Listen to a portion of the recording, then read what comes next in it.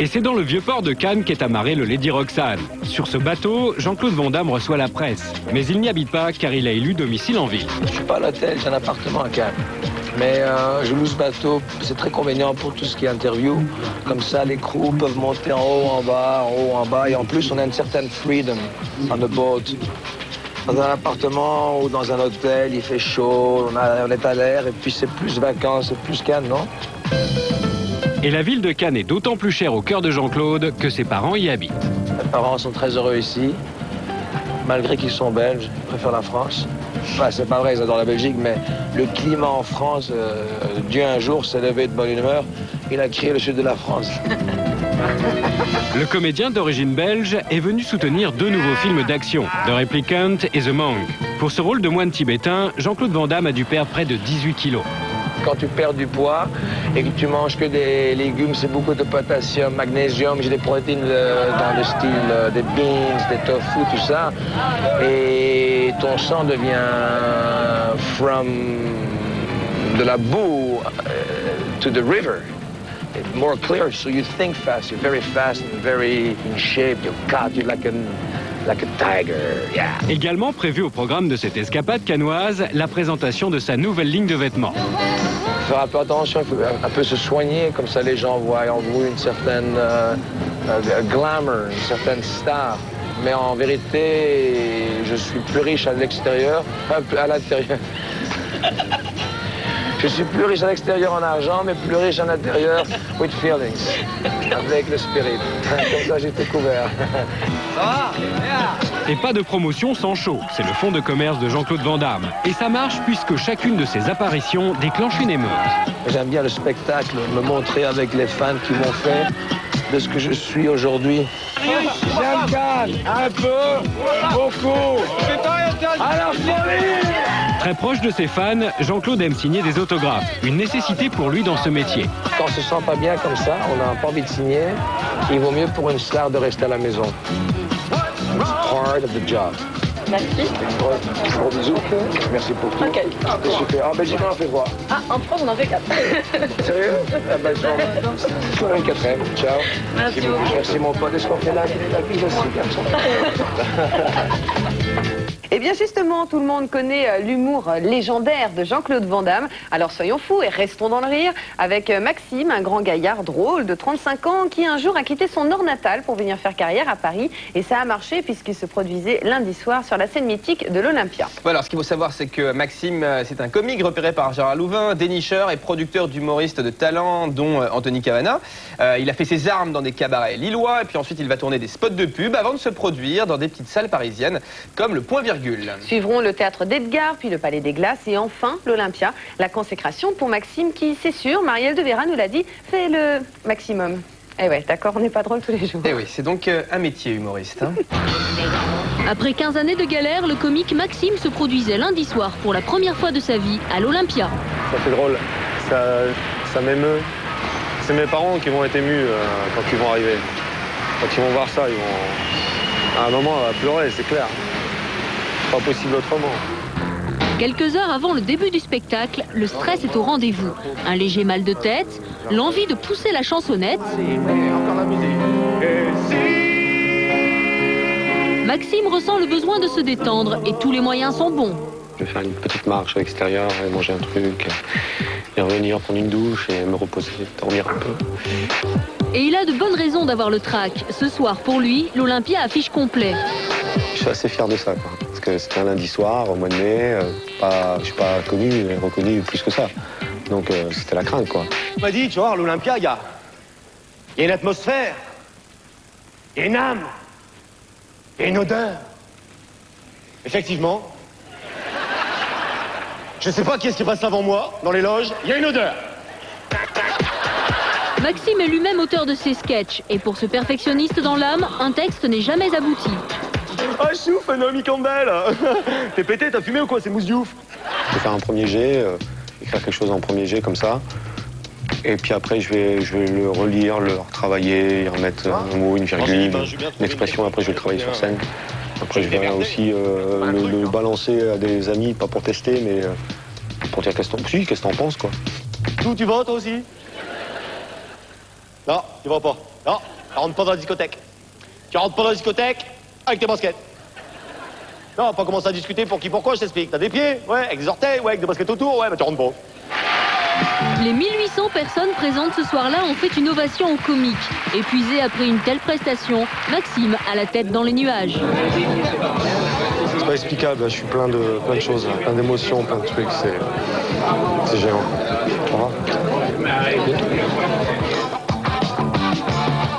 Voilà une info étonnante à présent, puisque gagner un Oscar est, paraît-il, un gage de longévité. Un magazine médical hollywoodien vient en effet de publier une étude plutôt surprenante, démontrant que les acteurs qui ont gagné la célèbre statuette vivaient en moyenne 4 ans de plus que ceux qui étaient simplement nominés. Pour justifier ces propos, la revue a par exemple pris l'exemple de Katharine Hepburn, qui a quand même 94 ans, qui, je vous le rappelle, a été lauréate de 4 Oscars. Eh ben Mazette, allez, dans la deuxième partie d'Exclusive. Dans la deuxième partie d'Exclusive, Judith Godrèche et Danny Boone, décidément inséparables, nous attendrons à Cannes.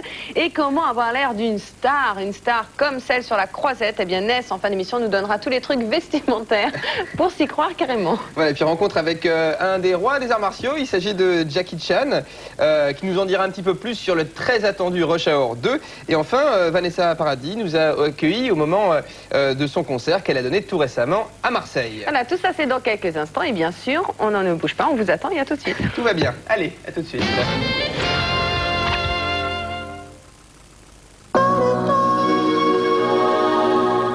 Mademoiselle, vous pourriez nous montrer votre nombril? Ça va pas, vous êtes Mon nombril? Là, vous me prenez de court, mais je... Monte ton nombril, monsieur. Non, je l'ai laissé à la maison.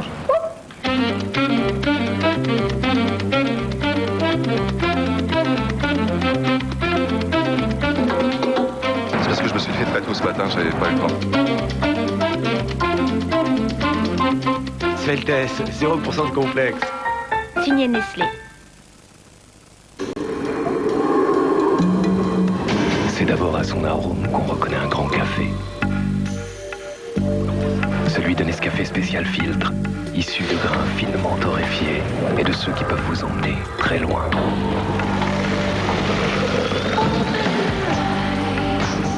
Riche, subtil, enivrant.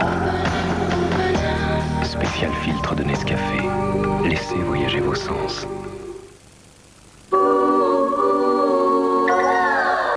De Paris à Hollywood, toute l'actualité des stars dans Exclusif ce soir. Nous sommes le mercredi 16 mai et aujourd'hui c'est l'anniversaire de James Bond, Pierce Brosnan bien sûr. Bon anniversaire également à Janet Jackson qui fête ses 35 ans. Sans oublier celui du grand couturier Christian Lacroix. Exclusif deuxième partie, c'est maintenant. Merci d'être avec nous. On parlera de Cannes et toujours de Cannes. Et ce soir, avec entre autres Danny Boone et Judith Godrèche. Jackie Chan, quant à lui, nous attend sur le tournage de Rush Hour 2, ambiance kung-fu.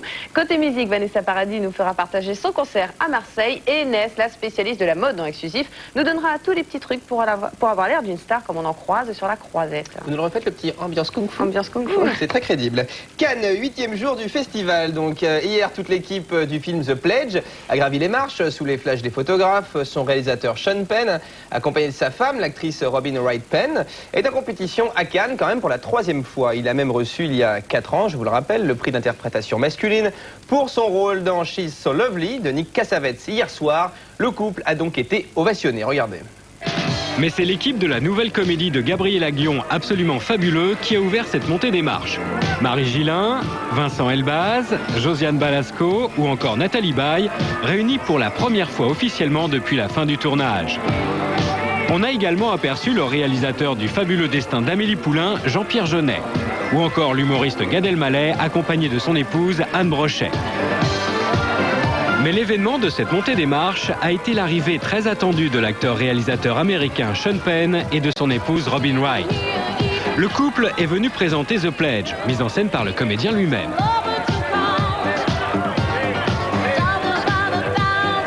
Don Johnson, le héros de 2 flics à Miami, est apparu aux côtés de son fils. Et une fois la projection du film terminée, l'équipe de The Pledge s'est rendue à une soirée sur une plage privée organisée en son honneur.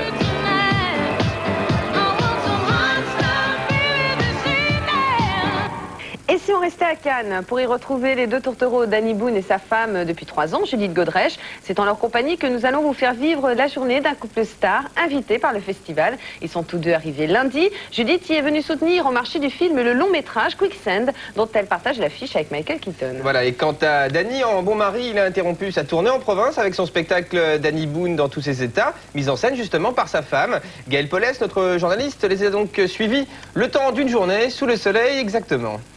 Danny Boone, direct du Festival de Cannes. Eh bien, Flavie et Frédéric, aujourd'hui, la journée a été très difficile à Cannes. On a passé toute cette longue journée avec Danny Boone et Judith Godrèche. Ça a été long, hein. Pénible. Très, très dur, ce travail. Hein. Sûrement. Comment ça se passe pour vous, Cannes, alors? Très bien, j'ai des cacahuètes. Et votre femme, elle est où, là? Vous la surveillez pas? Non, elle discute avec des Américains. Ça vous inquiète pas? Si Judith Godrèche et Danny Boone sont venus passer 24 heures à Cannes, c'est par plaisir mais aussi par obligation. Judith se devait d'assurer la promotion de Quicksand, le prochain film américain dans lequel elle sera à l'affiche, aux côtés de Michael Keaton. Là, je viens vraiment pour travailler. J'ai arrêté le tournage du film de Cédric Lapiche exprès pour venir ici, donc c'était vraiment parce qu'il le fallait, quoi. J'ai tout arrêté pour accompagner ma femme. Vous l'avez accompagnée parce que vous êtes dit, je vais pas la laisser aller toute seule à Cannes. Oh bah non, je suis sûrement pas la laisser aller toute seule à Cannes. Ni nulle part d'ailleurs. C'est vrai. Et en 3 ans de vie commune, les deux amoureux ont pu éprouver les difficultés d'être un couple de stars. Tous les couples, quel que soit le métier, tous les couples, il y a toujours des pressions, quoi. Évidemment, quand on est une actrice très belle, on est très sollicité et très en rapport avec des hommes, genre des acteurs, des trucs, des mecs un peu beaux, tout ça. Donc c'est vrai que c'est un petit peu angoissant par moment. Judith et Danny ont un petit garçon de 2 ans, Noé. Mais il est parfois difficile pour Judith de mener 2 fronts, vie de famille et vie professionnelle. Ouais, c'est toujours difficile, hein. Ouais. Ouais. Parce qu'on est dans un système où il ne faut pas s'arrêter. Il faut toujours être là, présente, quoi. C'est la présence. C'est comme on dit loin des yeux, loin du cœur. Le cinéma, c'est vrai que c'est parfois un peu ça. Le séjour du couple à Cannes était minuté et organisé jusque dans ses moindres détails. Nous sommes allés au dîner de Quicksand, nous sommes allés nous coucher, nous étions très fatigués. Nous nous sommes réveillés ce matin, nous nous sommes fait maquiller par Bip et nous sommes arrivés à la terrasse de Bip. Et là, nous partons au déjeuner de Bip. D'accord, alors on va vous suivre au déjeuner. Rien dire du tout. Non, Pour cette journée, les deux amoureux ont été maquillés, coiffés, chouchoutés et habillés par de grandes marques qui profitent ainsi de l'occasion pour se faire de la publicité. En rouge et noir. Je lirai ton corps. C'est un échange de bons procédés. Mais c'est très agréable, en effet, quand on vous prête des robes. C'est un peu comme jouer à la princesse. C'est un beau roman. La limousine aussi leur a été prêtée pour que la journée s'achève en apothéose avec l'incontournable montée des marches. D'aujourd'hui, il rentrait chez lui, là-haut vers les brouillards. Le comédien Vincent Pérez passe derrière la caméra. Il va bientôt réaliser son premier long métrage, un drame psychologique produit par le studio de Luc Besson. Peau d'ange, c'est son titre, réunira une belle brochette d'acteurs. Guillaume Depardieu, Valéria Bruni-Tedeschi et Dominique Blanc, César de la meilleure actrice en février dernier. Attention, 3 ans après le premier volet, les États-Unis se préparent à voir débarquer la suite de Rush Hour. Le roi des arts martiaux, monsieur Jackie Chan, partage toujours l'affiche avec Chris Tucker, qu'on avait découvert dans le 5e élément de Luc Besson. Il faut savoir que les prises de vue qui ont bien sûr multiplié les cascades et les scènes de combat se sont déroulées à Los Angeles, à Las Vegas et puis à Hong Kong, qui est bien sûr la Mecque des films de kung-fu et autres sports de combat. Alors pour info, le premier volet de Rush Hour avait récolté 1,8 milliard de francs de recettes. Jackie Chan est ici toujours aussi impressionnant, même si l'acteur a, en plus de multiples cabrioles, poussé la chansonnette en interprétant California Girls, que vous connaissez très bien, des Beach Boys, pour la bande originale du film. Chanson bien sûr incontournable. Fleur bleue, certes, mais ce qui n'a quand même pas empêché l'acteur de s'ouvrir les pommettes, de se casser 3 fois le nez, 1 fois la cheville et tous les doigts des 2 mains au cours de sa longue carrière, en l'occurrence 79 films. Bien réparé et en pleine forme, c'est donc chez lui à Hong Kong que nous l'avons rencontré. Un sujet d'Olivier Delarue, regardez. Voici les premières images de Rush Hour 2, dans lequel le duo Chris Tucker-Jackie Chan reprend du service dans les rôles respectifs des inspecteurs Carter et Lee. Nous avons retrouvé ces flics de choc en petite tenue dans les rues de Hong Kong lors de la fin du tournage et Chris Tucker a pu mesurer la popularité de son partenaire. Les gens l'apprécient énormément ici. Il est traité comme un empereur. J'aime Jackie Chan. L'enfant du pays, qui compte près de 80 films à son actif, a été accueilli triomphalement par des milliers de fans lors de son retour au bercail. Ici, je me sens chez moi. Comme dit Chris Tucker, c'est mon village à moi. In Hong Kong, I'm Michael Jackson. Une popularité qui cause néanmoins quelques désagréments. Les badauds n'arrêtent pas de me prendre en photo, je leur dis pas de flash. Et même pendant les cascades, ils me mitraillent. Ça me rend dingue, je leur dis arrêtez. Un fan a même frappé la star au visage pour tester ses réflexes. Beau joueur, celui-ci n'a pas porté plainte. À 47 ans, Jackie Chan voit la vie en rose. Le premier volet de Rush Hour a rapporté près d'1,8 milliard de francs, ce qui lui a permis d'obtenir un joli cachet de 100 millions pour tourner le deuxième volet. Largement de quoi s'acheter une nouvelle garde-robe. Et on parle à présent de Paul McCartney qui soutient clairement le rappeur Eminem. L'ex-chanteur des Beatles s'étonne en effet du remue-ménage que provoquent les chansons du rappeur. Selon McCartney, la contestation est nécessaire pour faire avancer les choses. Et il a ajouté qu'en chantant aux côtés d'Elton John, Eminem avait prouvé qu'il n'était pas si radical que ça. C'est bien dit. Allez, on enchaîne tout de suite et on regarde un petit Star News.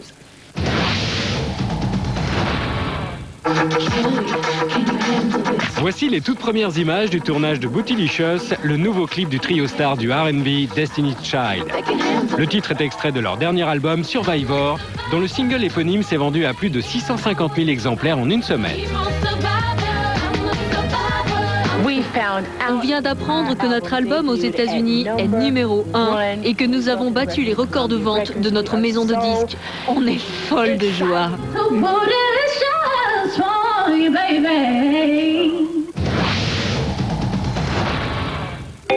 Elsa Zilberstein s'est rendue au Sénégal dans le cadre d'une mission pour les Nations Unies. Nommée ambassadrice de bonne volonté par l'organisation il y a 2 mois, la comédienne espère sensibiliser l'opinion sur le problème de la mortalité maternelle qui touche 600 000 femmes chaque année dans le monde.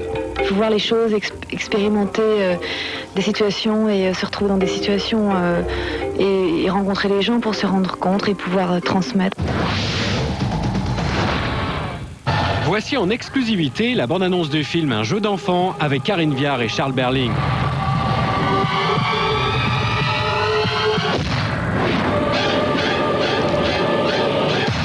Jacques, je crois que les enfants nous veulent du mal. Un thriller de Laurent Tuel à découvrir le 20 juin au cinéma.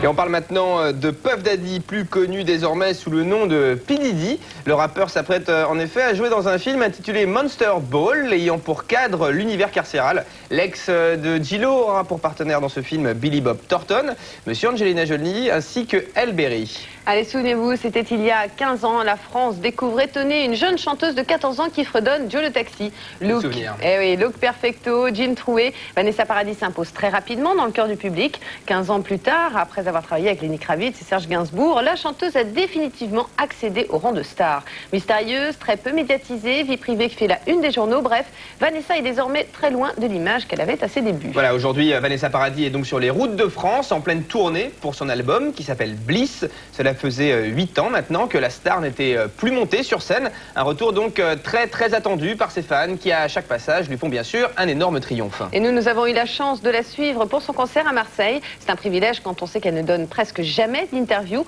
Rencontre inédite donc, signée le chanceux Laurent Alves. Voilà 2 mois que Vanessa Paradis sillonne les routes de France. Ce soir, Marseille, et ici comme ailleurs, le public est impatient de la retrouver après 8 ans d'absence. Impossible pour eux de voir ce qui se passe derrière le rideau où à quelques minutes de son entrée en scène, nous retrouvons cet artiste rare. La tournée d'avant, il y a 8 ans, moi, à part dire bonsoir et merci, je disais pas grand chose d'autre. J'étais terrorisée à l'idée de parler, de dire n'importe quoi. Et que c'est vrai qu'en vieillissant, on relativise les choses et que je suis pas plus intelligente qu'il y a 8 ans, mais j'ai mûri. Surtout, je me dis, bon, je suis une personne comme une autre. Et si je dis une grosse connerie, bon, bah, ils rigoleront, je rigolerai avec eux. Maintenant, place au spectacle. Un concert de 2 heures. Que fait la vie? Un titre extrait de Bliss, son dernier album, encense le public.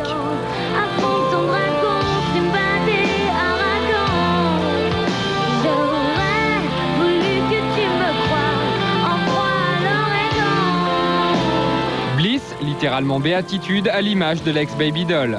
À 28 ans, Vanessa Paradis sur scène est plus sereine que jamais. Le soir, quand on est au concert, en moi, j'ai plus tellement de place pour la peur parce que tout ce qui compte, c'est de réussir le moment.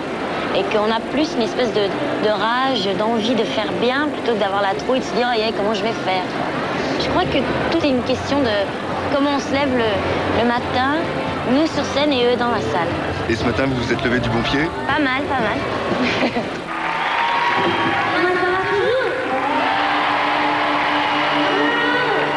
Et celle qui a 15 ans détrôné Madonna dans le top 50 fait son show et n'hésite pas aujourd'hui à dialoguer avec son public.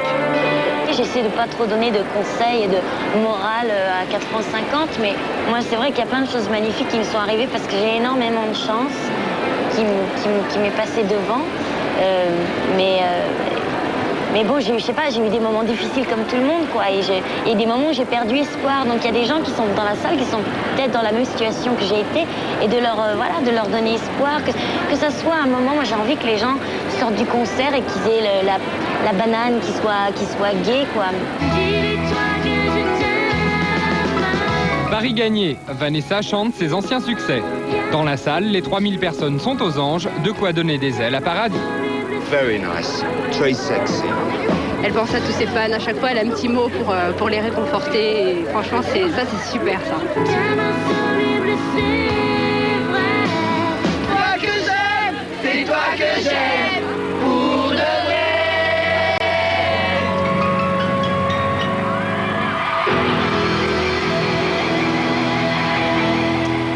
Voilà, après Vanessa Paradis, on parle du groupe Oasis qui n'a décidément pas la cote à la cour d'Angleterre. Liam et Noel Gallagher, les deux stars du groupe, le deux quand même, je vous le rappelle, 300 millions de francs. Et pourtant, ils viennent de se voir refuser l'ouverture d'un compte dans la prestigieuse banque de Sa Majesté, la Reine Elisabeth. La famille royale considère que le mode de vie des rockers n'est pas adapté à l'image de l'établissement. Bref, ça rigole pas, quoi. Frédéric, ce soir, vous ne m'avez pas fait de compliments. Je suis habillée en strass, en fille pour une fois. Est-ce que j'ai l'air d'une star de Cannes? Faites bien de le faire remarquer en même temps, c'est assez rare. Hein. Est-ce que j'ai l'air d'une star de Cannes? C'est Ness qui va nous répondre dans quelques instants. Bonsoir. Est-ce qu'elles sont toutes habillées comme ça sur la croisette? On va le découvrir, on va le découvrir dans un instant. Mais elle n'a pas besoin d'être comme ça. Bah arrêtez, ça suffit. C'est vrai, vous allez le voir. D'abord, il faut rappeler tout de même, tous les deux, qu'on vous demande depuis le début, depuis quelques jours, le festival de Cannes est le festival de films le plus médiatisé de la planète. Et qui dit en fait médiatisation, dit grand coup de pub, à la fois pour les films, pour les stars et pour les grands couturiers, bien évidemment. Cannes et ses marches deviennent alors le podium, le plus grand défilé du monde. Et pour un Christian Dior, un Saint Laurent ou encore un Ungaro, l'impact est donc immense. Alors qui portait quoi, justement, pour la montée des marches? Tout ce qu'on peut dire, c'est que le noir est la couleur vedette cette année. C'est le retour du glamour. Et alors tout ce qui est excentrisme, c'est au placard. On regarde ça, défilé en images. Nicole Kidman avait revêtu pour la cérémonie d'ouverture une robe noire composée d'un bustier et d'une jupe longue largement fendue, laissant ainsi dévoiler les longues jambes de l'ex-Madame Cruise. La maîtresse de cérémonie, Charlotte Rampling, est tombée sous le charme d'une robe bustier signée Yohji Yamamoto. Sobriété et glamour pour Lou en compagnie de son père, Jacques Doyon, qui avait choisi une robe noire signée Christian Dior. Du noir et du gris pour Charlotte Gainsbourg, membre du jury, embellie comme chaque année par son couturier fétiche Balenciaga. Clotilde Courreau est tombée sous le charme d'un pantalon beige à ceinture nouée, chemisier, dos nu et dentelle grise. Pour monter les marches, telle une Esmeralda, Noémie Lenoir a inauguré son premier festival avec cette chemise à fleurs en mousseline sur une large jupe du même motif. Andy McDowell a joué la sobriété dans cette robe fourreau légèrement transparente, rehaussée de dentelles et de perles fines. Telle une jolie geisha, Laetitia Casta, enroulée dans un manteau blanc et or pour protéger ce qu'elle a de plus cher en ce moment, un heureux événement. Du côté des hommes, pas d'exubérance, le noir était au rendez-vous, à commencer par monsieur Michel Piccoli qui portait le fameux smoking Ne Pape. Petite fantaisie en revanche pour monsieur Francis Ford Coppola, le nœud papillon à rayures. Smoking d'accord pour Guillaume Canet, mais à condition que la veste soit étroite, le col est satiné et la cravate de rigueur. Grande tendance chez la gente masculine depuis l'année dernière, le noir sur le noir. Exemple ici avec Samuel Le Bihan ou encore Evan McGregor, Black is Black, costume noir, chemise noire et cravate noire, c'est la classe. C'est la classe, vous pourriez y aller. Moi, je suis prêt là. Vous êtes C'est pas le cas de tout le monde en même temps. Alors comment ça se passe, Ness? Est-ce que les acteurs choisissent leur couturier? Est-ce qu'ils en voient plusieurs? Est-ce qu'ils font un choix? En fait, ce qu'il faut savoir, c'est qu'il y a des mois et des mois de tractation de la part des couturiers. C'est-à-dire qui va habiller quoi? Pourquoi? Parce que tout simplement, une Nicole Kidman qui va porter par exemple une robe de Christian Dior ou de Ungaro, ça vaut tous les top modèles du monde. Évidemment. En plus, elle va être flashée partout. Tout le monde va reprendre le fait que ce soit une robe de tel couturier. Donc, c'est un immense espace publicitaire.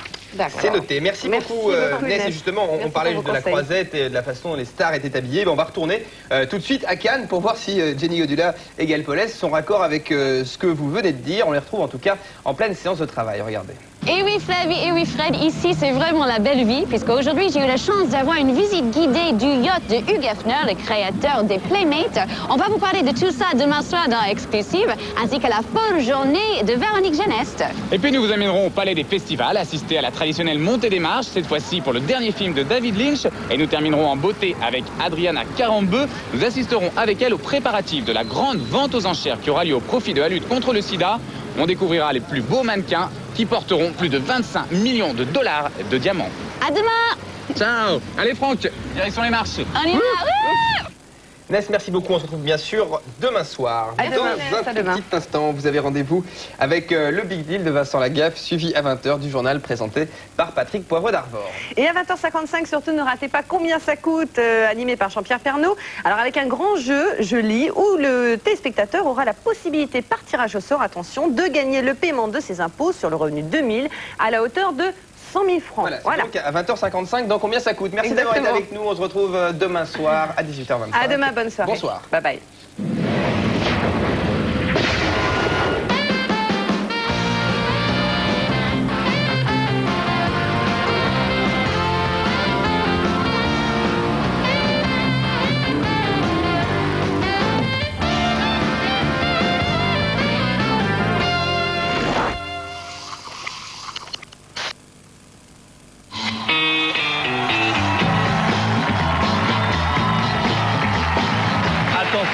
Voici la question. De l'émotion. Du rire. Du suspense. De l'action. Des millions. Qui veut gagner des millions? Pour participer, appelez dès maintenant le 08 97 66 50 50 ou tapez 36 15 TF1. Quand les parents parlent aux enfants, il y a un juste milieu à trouver. Il y a l'équilibre à trouver entre baisser les bras et laisser courir, et faire vous faites ce que vous voulez, donc c'est complètement laxiste, chacun fait ce qu'il veut, où il veut, comme il veut, et un certain dessin des valeurs auxquelles il faut s'accrocher pour que l'enfant sache où il va. Pour donner à un enfant la possibilité de garder le cap, il faut lui donner un certain nombre de repères.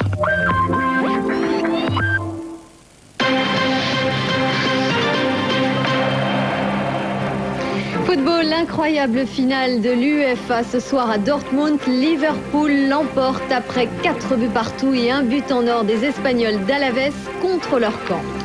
La discussion sur le projet de loi sur la Corse, les députés ont adopté ce soir les 2 dispositions clés du texte. L'article 1 qui donne à l'Assemblée de Corse le pouvoir d'adapter les lois. L'article 7 qui généralise l'enseignement du corse dans les écoles mais sans caractère obligatoire. Et si l'avenir c'était vous, Jack Lang recrute, c'est le thème de la nouvelle campagne pour inciter les jeunes à devenir enseignants. 165 000 postes à pourvoir d'ici à 2005. Bonsoir à tous. Liverpool remporte donc la Coupe de l'UEFA, 3e victoire de son histoire. Les Anglais qui ont battu les Espagnols d'Alaves. Une finale vraiment incroyable. Les 2 équipes en étaient à 4 partout. Et ce sont les Espagnols qui ont marqué un but en or contre leur camp. On revoit cette rencontre et les buts avec Jean-Pierre Ferry.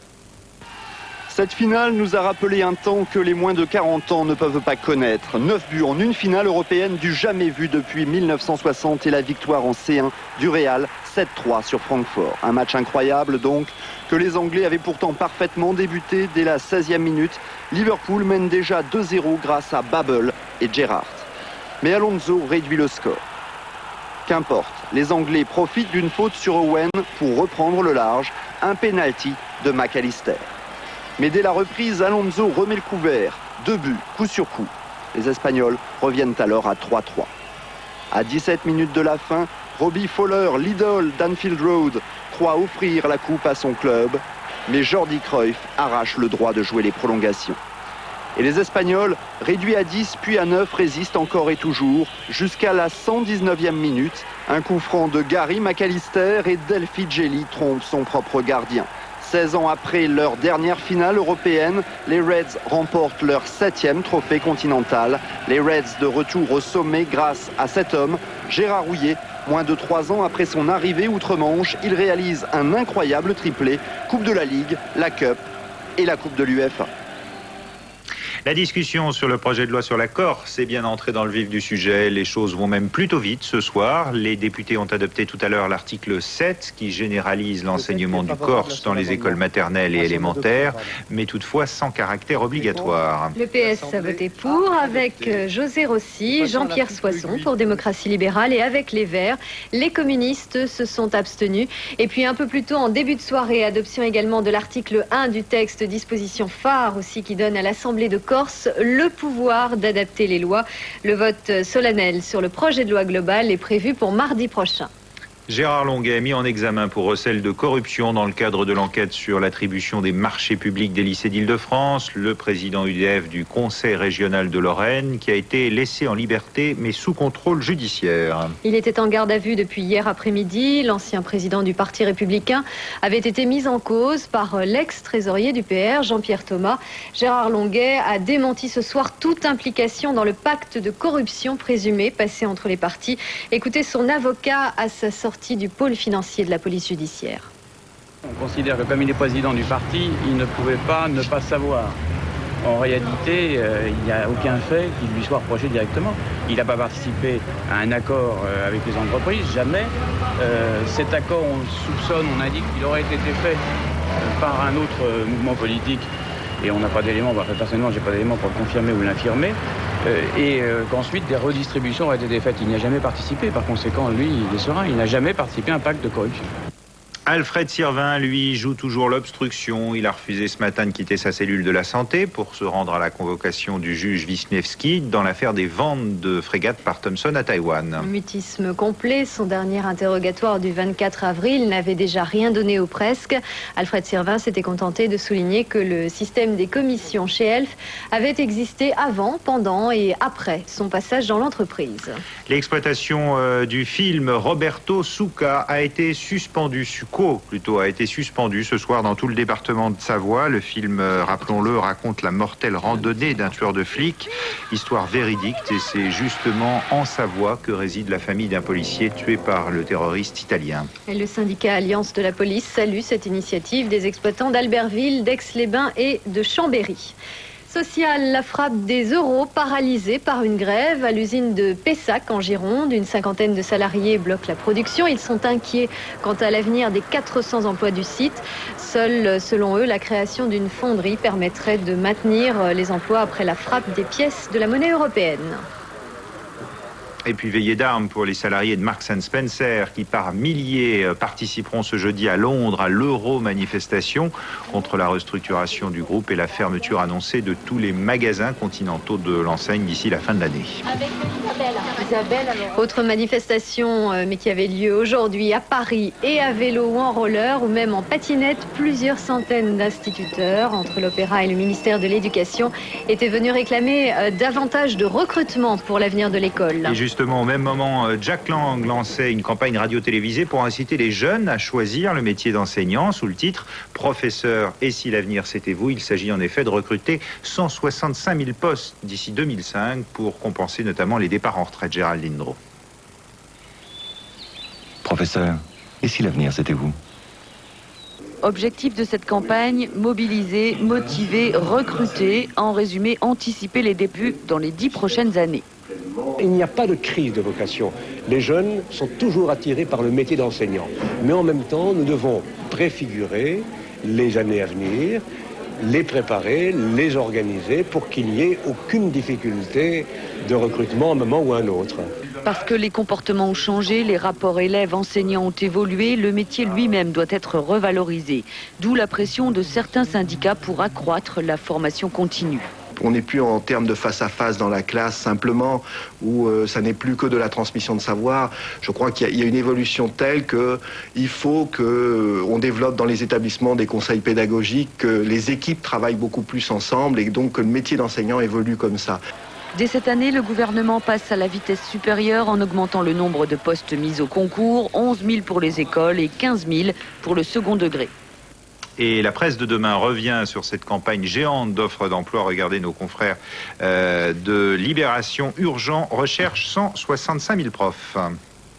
Luc Guyot quitte officiellement la présidence de la FNSEA, la Fédération nationale des syndicats d'exploitants agricoles. Après presque une décennie à la tête du syndicat agricole majoritaire, il s'en va présider l'Assemblée permanente des chambres d'agriculture. Son remplaçant devrait être Jean-Michel Lemétayer, un Breton, président de la Fédération nationale des producteurs de lait. L'élection formelle est prévue ce jeudi.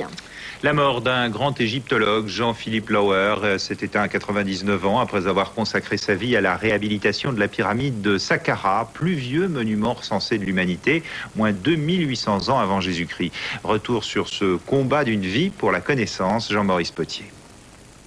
Un vieux monsieur coiffé d'un éternel chapeau de toile. C'est l'image que retiendront les centaines de milliers de touristes à avoir croisé Jean-Philippe Lauer.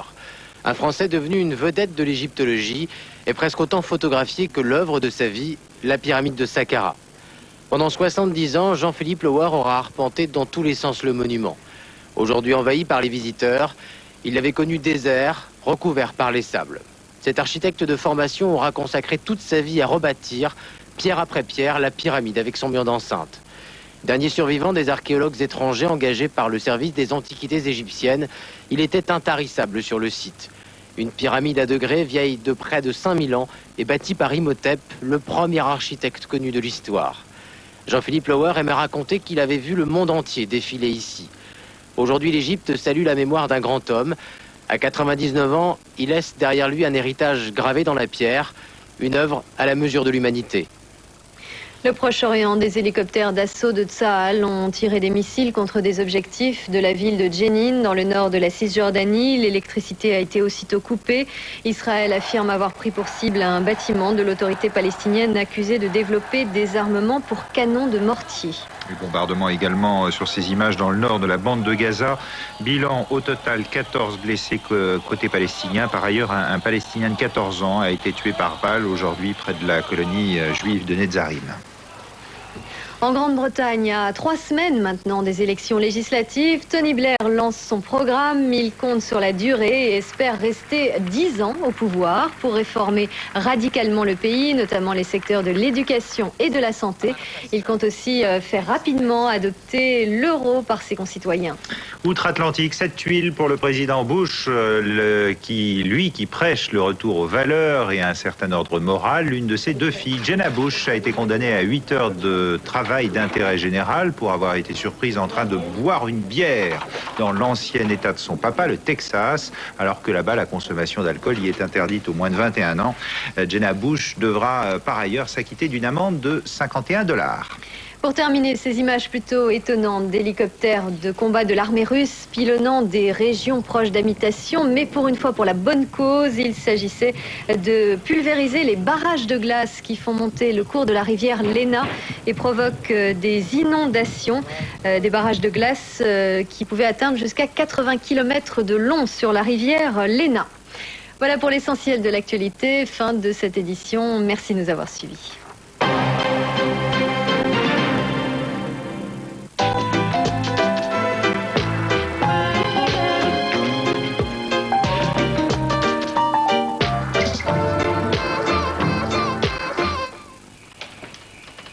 L'histoire de Lima et moi, c'est une passion pour le monde.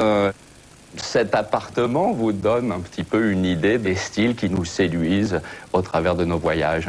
Moi, j'ai vécu en Asie, donc il y a énormément d'influences asiatiques. On cherche les grands plateaux, les grandes armoires, les paravents, tout ce qu'on aime. Toutes les pièces de l'appartement sont anciennes. C'est un lit qui doit dater du début du siècle ou des années 1850, quelque chose comme ça. Ça t'embête si je mets celui-là? Non, non, très bon. Il y a beaucoup de mélanges. Mais la plupart des gens qui arrivent ici, ils disent quand même ça fait exotique. Les envies prennent vie du côté de chez vous avec les magasins Leroy Merlin. La météo avec le groupe CIC. Parce que le monde bouge.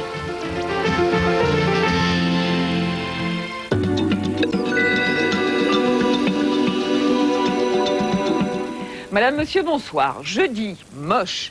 Vendredi, pas mal. Et samedi et dimanche, superbe. Voilà le programme pour la fin de la semaine, avec quelques explications sur nos images du satellite. Alors demain, on va avoir 2 fronts qui vont nous arriver, non seulement par le sud-ouest, mais en plus par l'Angleterre. Et tout ceci va nous donner de la pluie, des averses, des orages. Ensuite, voilà, l'anticyclone va venir se positionner progressivement sur la France, ce qui nous vaudra du beau temps, espérons-le, pour samedi et pour dimanche. En attendant, voilà la journée de jeudi plutôt, avec donc des pluies à caractère orageux des Pyrénées en remontant jusqu'à l'Alsace et en passant par le Jura. À l'arrière, 2e front. Là, les pluies seront beaucoup plus faibles, mais vous aurez énormément de nuages. Quelques orages aussi éclateront dans l'après-midi sur les côtes de la Manche, accompagnés de rafales de vent de sud-ouest. En revanche, beaucoup de soleil sur le sud-est, les Alpes et sur la Corse. Les températures baissent un peu, surtout sur les régions du nord-ouest. 13 degrés sera le minimum pour Cherbourg et pour Amiens, mais il fera très chaud en Corse. 28 degrés à Ajaccio, 27 à Bastia. C'est toujours un petit peu frais aussi sur la façade atlantique, de 14 à 19 degrés. 19 degrés aussi pour Strasbourg, 16 à Paris, que l'on retrouve à Orléans ou encore à Tours. Alors, voici donc la fin de la semaine. Vendredi, c'est pas trop mal, avec encore une bande nuageuse qui va s'étirer de la Vendée jusqu'aux Ardennes, accompagnée de quelques averses. Beaucoup de nuages aussi au pied des Pyrénées. Mistral et tramontagne, mais joli temps près de la Méditerranée. En revanche, samedi et dimanche, vous aurez un temps instable, orageux, y compris sur la Corse, peut-être un petit peu moins d'orage dimanche, et puis sur toutes les autres régions, un temps magnifique, avec des températures qui, après la chute de ce jeudi, vont remonter sur la moitié nord et qui seront très agréables, entre 22 et 25 degrés dans le sud. Je vous souhaite une très bonne nuit, on en reparle tout à l'heure. Bonsoir.